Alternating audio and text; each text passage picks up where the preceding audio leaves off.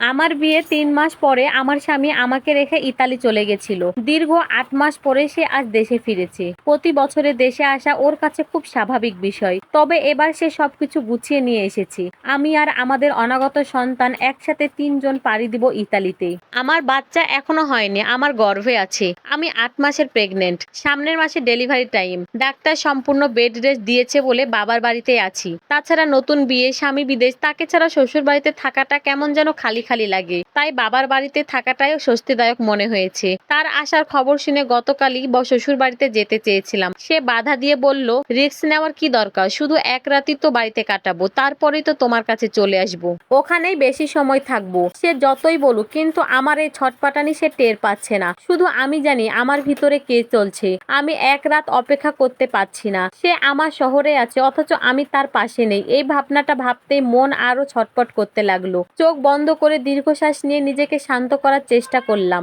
না, চোখ বন্ধ করলেও সে চোখের সামনে ভেসে উঠছে ওর সঙ্গে প্রথম কাটানো মুহূর্তগুলো। ভিডিও ফোন দিলাম আর তাকে, আর বললাম, আমার মন আর সইছে না, তুমি এই শহরে আছো আর আমি তোমাকে দেখতে পাচ্ছি না। তখন সে হেসে বলল, পাগলি আমার, একটু অপেক্ষা করো, সকালটা হোক, দেখবে আমি তোমার কাছে চলে এসেছি। আমি খুব টায়ার্ড, প্লিজ এখন ঘুমাতে দাও। ফোনটা কাটতে ইচ্ছা করলো না, কিন্তু ভাবলাম সত্যি তো, মানুষটা কত টায়ার্ড, একটু ঘুমিয়ে নিক। তখনই পেটের মধ্যে কেমন জানি মোচড় দিয়ে উঠলো। ওকে হাত দিয়ে ছুঁয়ে বললাম, জানো সোনা, কালকে তোমার আব্বু আসছে। তোমার আব্বু প্রথমবার তোমাকে ছুঁয়ে দেখবে, তুমি টের পাবে তো, তুমি চিনতে পারবে তো তোমার বাবার প্রথম স্পর্শ। জানো, তোমার আগমনের খবর পেয়ে খুশি হয়েছিল তোমার বাবা। রাজপুত্রের সাথে কথা বলতে বলতে কখন যে ঘুমিয়ে পড়লাম কিছুই টের পাইনি। সকালে বড় ভাবির ডাকে ঘুম ভাঙলো। ঘড়ির কাঁটায় তাকিয়ে দেখি সকাল 7টা বাজে।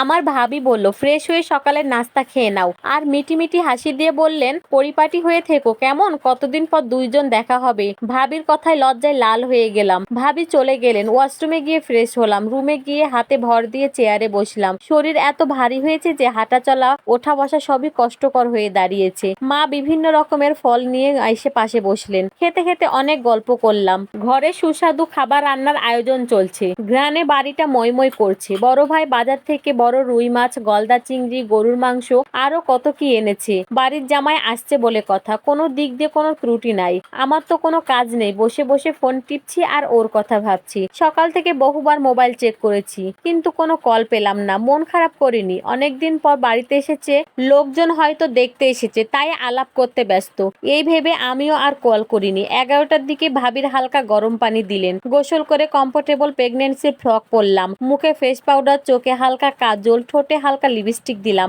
আয়নায় নিজেকে দেখলাম, মাশাআল্লাহ খুব সুন্দর লাগছে। দুপুর 12টা বাজে। দুপুরে এসে লাঞ্চ করার কথা। আমার বাড়ি থেকে তার বাড়ির দূরত্ব 3 ঘন্টা। এখন সে নিশ্চয়ই গাড়িতে আছে। আমি কল দিলাম, কিন্তু কল ধরলো না। শাশুড়ির মায়ের কাছে জানলাম সে সকাল 11টায় বের হয়েছে আমাদের বাড়ি আসার জন্য। তার অপেক্ষা করতে লাগলাম, আমি সহ ঘরের সবাই।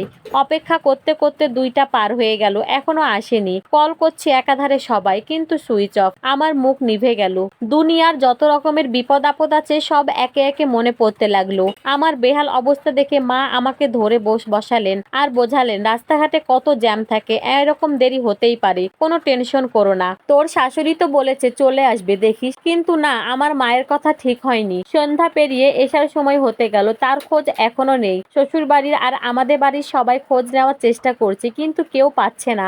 অবশেষে আমার 2 ভাই থানায় গেলেন। দেবর, শ্বশুর সহ আরো অনেক লোকজন এক হয়ে সবাই মিলে থানায় জিডি করলেন। আমার আপন চাচা সেনাবাহিনীর উঁচু একটা পদে চাকরি করেন। তিনি তার পরিচিত পুলিশ অফিসার দিয়ে শহরের অনেক জায়গায় চেক বসিয়েছে। আমি নামাজ পড়লাম, যাই নামাজে বসে কাঁদতেই আছি। কেঁদে কেঁদে বলছি, আল্লাহ আমার স্বামীকে বিপদ থেকে রক্ষা করুন। সে যেখানেই থাক, তাকে সুস্থভাবে আমার কাছে ফিরিয়ে দাও। আমি এমনিতে প্রেগনেন্ট, তার মধ্যে মনের মধ্যে দিয়ে কি যাচ্ছে বলার মতো নয়। সবাই বসে পজিটিভ বোঝাচ্ছে, আমাকে টেনশন না করতে বলেছে, কারণ বেশি টেনশন করলে বাচ্চার ক্ষতি হবে। আমি চাচ্ছি কান্না যেন থামে, কিন্তু চোখের পানি অনবরত পড়তে আছে। কাঁদতে কাঁদতে একেবারে নেতিয়ে পড়েছি। প্রেশার হাই হয়ে গেছে। ডাক্তারকে কল করে নিয়ে আসলো ভাবি। ডাক্তার ওষুধ দিয়েছে আর ঘুমাতে বলেছে, কিন্তু আমি সকাল থেকেই না ঘুমিয়ে আছি। ঘুম না আসলে জোর করে তো আর ঘুমাতে পারবো না। আমার স্বামী হুট করে উধাও। এত কিছু হওয়ার পরে তো ঘুম না আসাই স্বাভাবিক। অপেক্ষা করতে করতে সময় যেতে থাকে। ভাইয়েরা এখনো কেউ বাড়িতে ফেরেনি। ভোর 4টা বাজে। মা সজাগ ছিলেন এতক্ষণে ওনার চোখ লেগেছে। ছোট বোনও পাশে ঘুমাচ্ছে, শুধু ভাবি জেগে আছে। ভাবি চুপচাপ শুয়ে আছেন। ভাবিকে বললাম, আরো একবার কল কল দাও ভাবি, দেখো ভাইয়া কি বলে, কোনো খোঁজ খবর পেলো কিনা। ভাবি কল করলেন, ওই পাশ থেকে কি বলছে জানি না। ভাবি উঠে বাহিরে গেলেন।